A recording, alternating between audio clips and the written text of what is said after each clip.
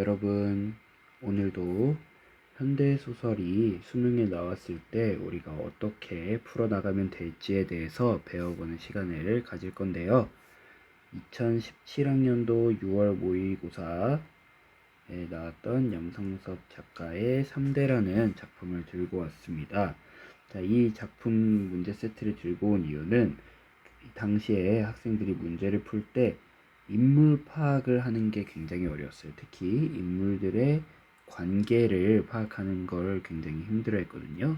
그래서 한번 같이 읽어보면서 여러분들이 시험장에서 이와 같은 작품을 만나게 되면 어떻게 인물 관계를 파악할 것인지를 확인해보는 시간을 가질 거고요. 그 다음에 문제에서 선지 판단할 때 이제 텍스트 안에서 근거를 찾는 연습이 굉장히 까다로웠던 문제인데요. 이것 또한 한번 같이 연습해 보도록 하겠습니다. 그러면 같이 시작을 해볼게요. 지문부터 항상 먼저 읽도록 하겠습니다. 처음에 대사로 시작을 하고 있네요. 누가 돈 쓰는 것을 아랑곳하랬나? 라고 대사를 먼저 얘기를 하고 있는데요. 항상 누가 어떤 대사를 하고 있는지 모르면 앞뒤를 보면서 누가 이 대사를 하고 있는 건지 확인을 해보도록 합시다. 지금 보면 누가 돈 쓰는 것을 아랑곳하랬나? 누가 저더러 돈을 쓰라니 걱정인가? 내 돈 가지고 내가 어떻게 쓰든지 라고 이 내를 찾으면 되겠죠. 대답으로 아버지께서 하시는 일에 라고 얘기를 하고 있습니다. 지금 사람이 A와 B가 나오면 이제 A와 B의 관계는 부자 관계가 되는 거겠죠. 아버지와 자식 관계가 되겠습니다. 그래서 아버지가 누가 자신의 돈에 대해서 얘기를 하고 있는 거고, 이제 자식이 아버지께서 하시는 일에 라고 점점점 하고 둘이 서로 돈을 중심으로 갈등을 보이고 있다라고 우리가 인지를 할 수 있겠죠. 조금 뜸해지며 부친이, 이제 아버지와 같은 말이죠. 부친이 쌈지를 풀어서 담배를 담는 동안에 자식의 이름은 상훈이었네요. 상훈이는 나직이 말을 꺼낸다 라고 얘기를 하고 있습니다. 그래서 아버지와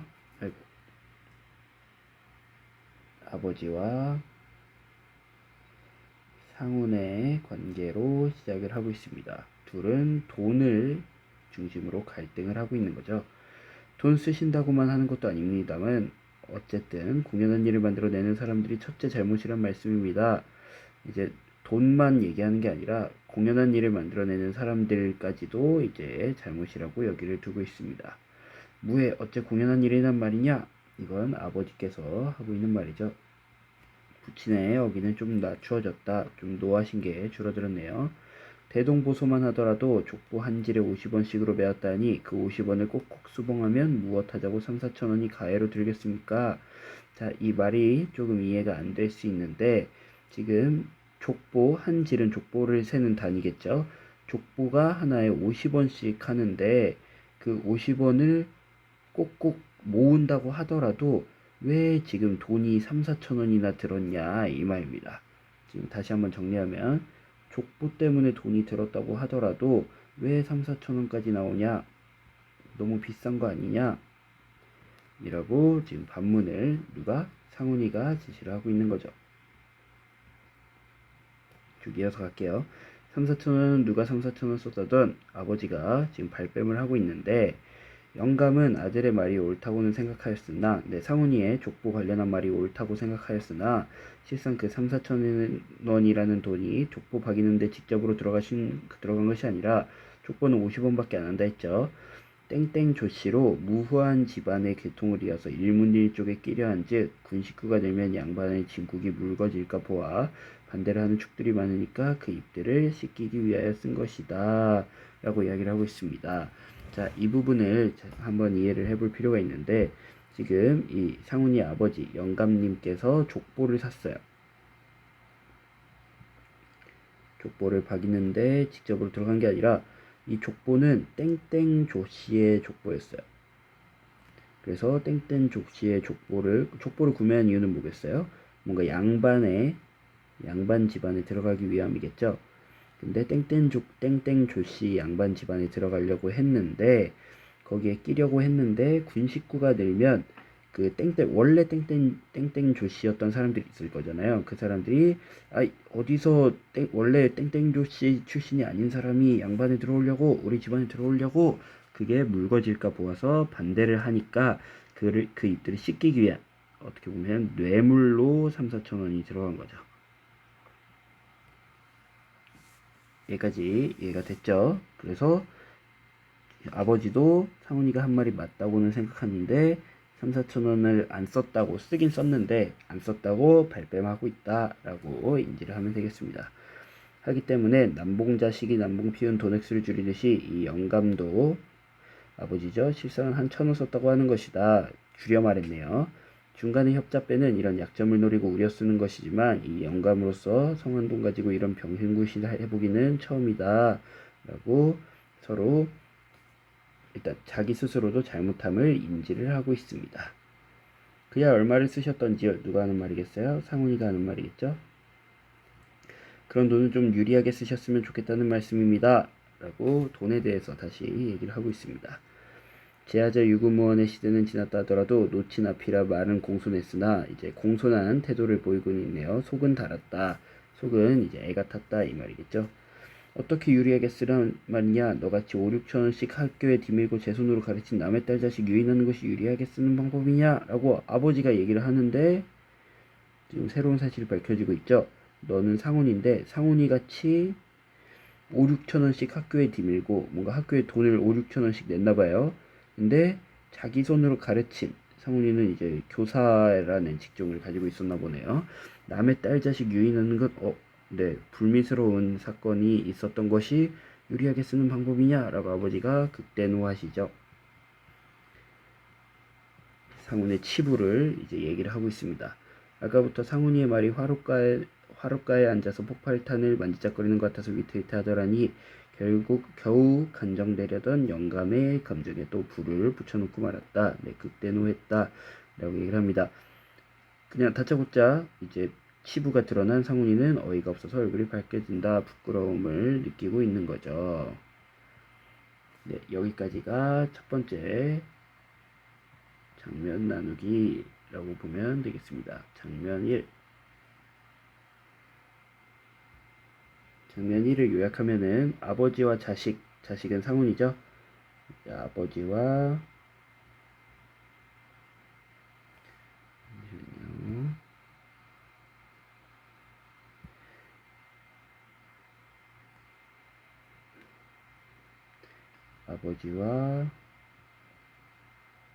상훈이 갈등을 겪는데 일단 첫 번째는 돈, 그리고 뭐와 관련된 돈, 족보와 관련된 돈이고요. 그 다음에 이에 대해서는 아버지도 부끄러움을 느끼고 있지만 갑자기 아버지께서 상훈이가 돈 좀 유리하게 쓰세요 하니까 아버지가 상훈이의 치부 이제 드러내서 상훈이도 부끄러워하는 모습을 보이고 있죠. 이게 첫 번째 장면의 요약입니다. 자, 중략 이후에 두 번째 장면 갈게요. 중략 줄거리 조의관, 아버지의 이름이 조의관이었나 보네요. 첫 번째 장면은 조의관과 상훈의 이제 갈등이었고 돌아가셨어요. 그 다음에 덕기라는 사람이 새로 나오네요. 덕기가 재산 상속자가 됩니다. 덕기의 조부가 조의관이니까 그러면 덕기는 상훈과의 관계는 어떻게 되겠어요? 네, 상훈의 아들이 덕기가 되겠죠. 네, 그래서 사실 이 작품의 제목이 3대가 되는 겁니다. 맨 위에 조의관이 있고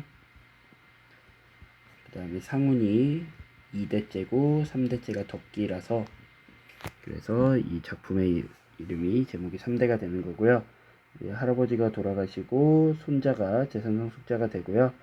조의관의 유산 목록에 정미소는 이제 쌀을 정제하는 장소입니다. 그래서 근데 유산 목록에 정미소가 없었다는 걸 안 상우는 정미소를 차지하려고 한다. 그래도 재산 내용이니까 차지하려고 합니다. 한편 상우는 세간값을 적은, 세간은 이제 가구들을 얘기하거든요. 가구값을 적은 종이들을 덕기에게 보내 자기 아들에게 보내서 값을 치르라고 합니다. 어제 그건 봤니? 그게 뭐겠어요? 네, 가구값을 적은 거겠죠. 가국값 명세서가 되겠습니다. 가국값 명세서 봤니? 라고 물어봤는데 부친이 비로소 말을 붙이나, 여기서 부친은 누구겠어요? 네, 여기서 부친은 상훈이 되겠죠. 근데 거기에 대해서 아들은 누가 되겠어요? 네, 덕기. 그래서 항상 중략 부분은 잘 읽어줘야 됩니다. 말을 붙이나 아들은 다음 말을 기다리고 가만히 앉았습니다. 치를 수 없거든 거기 두고 가거라. 덕기가 가만히 있었으니까 이거 상훈이 또 계속 얘기를 하는 거죠.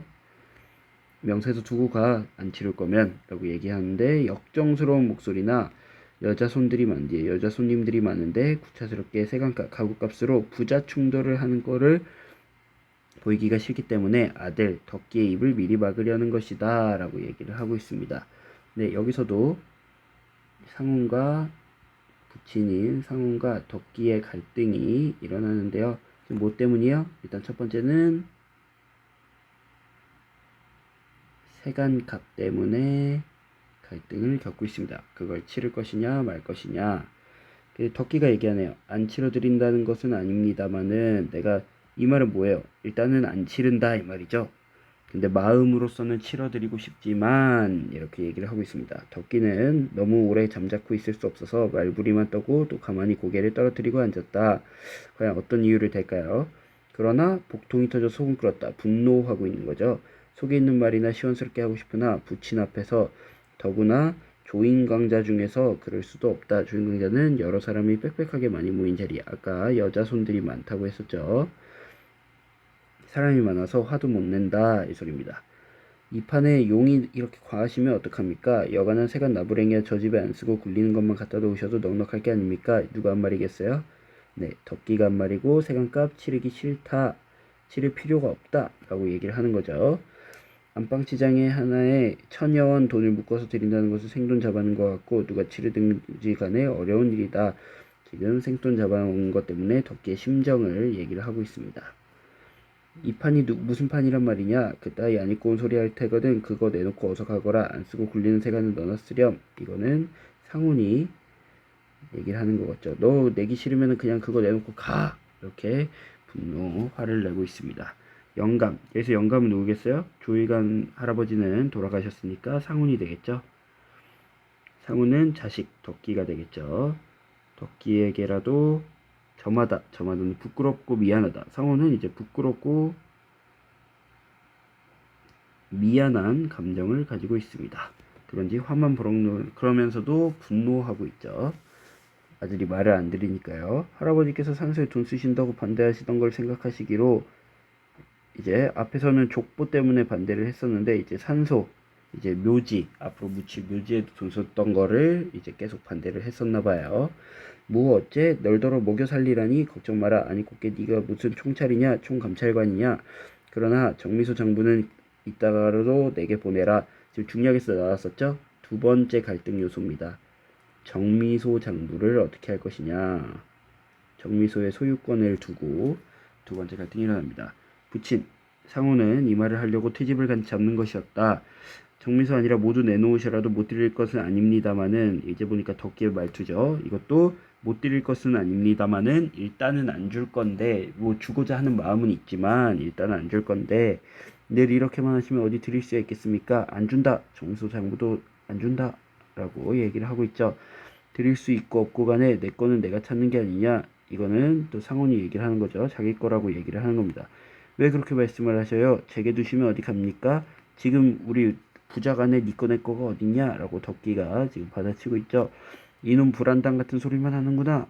돈천도 못 되는 것을 치러줄 수 없다는 놈이 뭐 어째? 너 세간값도 안 내준다고 해놓고 정미소 장부도 지금 니 거 내 거 없다고 지금 말하는 게 말이 돼? 이러면서 상훈이가 또 얘기를 하고 있죠.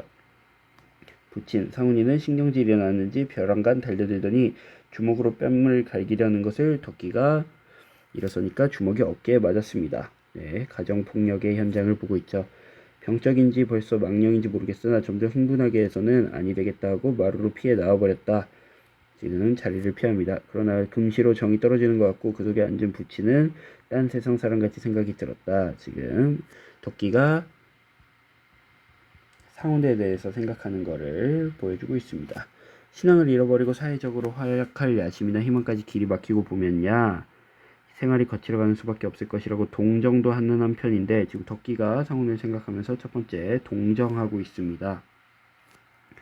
근데 이미 신앙을 잃어버린 다음에야 가면을 벗어버리고 파탈하고 나서는 것도 오히려 나은 일이라고 하겠으나 노래 이제 늙은 다음에 이렇게도 생활이 타락하여 갈까? 아 지금 타락했구나 라고 생각하며 덕기는 부친에게 반항하기보다도 다만 혼자 탄식을 하는 것이었다 라고 원래 상훈이라는 사람이 신앙을 가지고 있었는데 이제 신앙을 잃어버렸을 때 이렇게 막 나가는 게 동정도 되면서 신앙을 잃어버린 다음에 이제 본성이 나왔구나 라고 타락하는구나 라고 한탄도 하면서 지금 아버지에 대해서 여러 가지 감정을 들고 있는 거죠.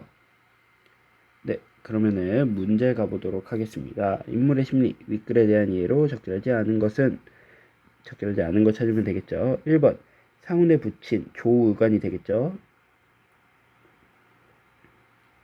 조의관은 족보를 만드는데 1,000원이 들어서 다행이라 여기고 있다.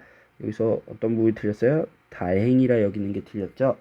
왜냐면 지금 족보를 가지고 이렇게 싸우고 있을 때 족보를 들었을 때 실제로는 3,4천원이 들었고요. 근데 이거를 숨기기 위해서 1,000원이라고 얘기를 하는 거고요. 이 다행이라고 여기는 것보다도 영감으로선 이런 병신구실 해보기는 처음이다 라고 얘기하면서 서로 자책하고 있죠, 스스로. 그래서 다행이라고 여기고 있는 게 틀렸습니다. 정답은 1번 하고 이렇게 뒤에 말들은 다 맞는 말이기 때문에 넘어가도록 하겠습니다. 그 다음에 6번 문항 갈게요. 윗글의 맥락을 고려할 때 A의 의미로 가장 적절한 것은 A의 의미라고 이렇게 밑줄이 쳐진 걸 보면은 팁이 있어요. 밑줄 문제가 나왔을 때는 팁입니다. 앞과 뒤를 봅니다. 앞뒤를 보면 A의 의미, 아들의 입을 미리 막으려는 것은 여자 사람들이 많죠. 그래서 세간값으로 부자 충돌을 하는 꼴을 보이기 싫기 때문에 결국에는 부끄럽기 때문에 부자 충돌하는 게 보여주기 싫기 때문에 부자 충돌을 막기 위한 거죠. 첫 번째, 아들에게 말을 돌려서 하라는 것이다.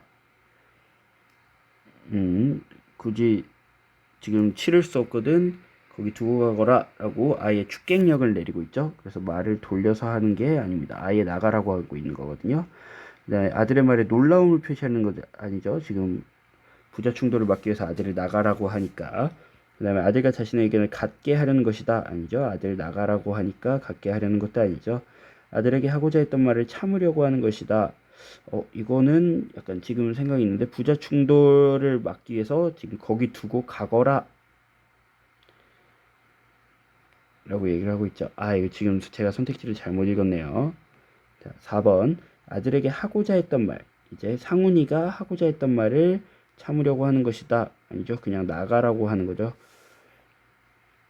지금 하고 싶은 말은 다 하고 있어요. 치를 수 없거든 거기 두고 가거라 라고. 그래서 하고자 했던 말이 나중에 정미소를 가져와라 이렇게 다 말할 건 다 말하죠. 그 다음에 5번 아들이 말하고자 하는 것을 못하게 하려는 것이다. 세간값 안 돼요 라고 얘기하기 전에 바로 내보내려고 하는 거죠. 정답은 5번입니다.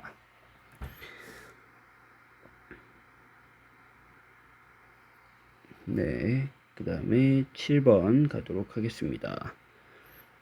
인물 간 갈등이거든요. 자, A와 B. 지금 A와 B를 다시 한번 자세히 보면은 A는 조의건과 상훈의 갈등이고요. B는 덕기와 상훈의 갈등입니다.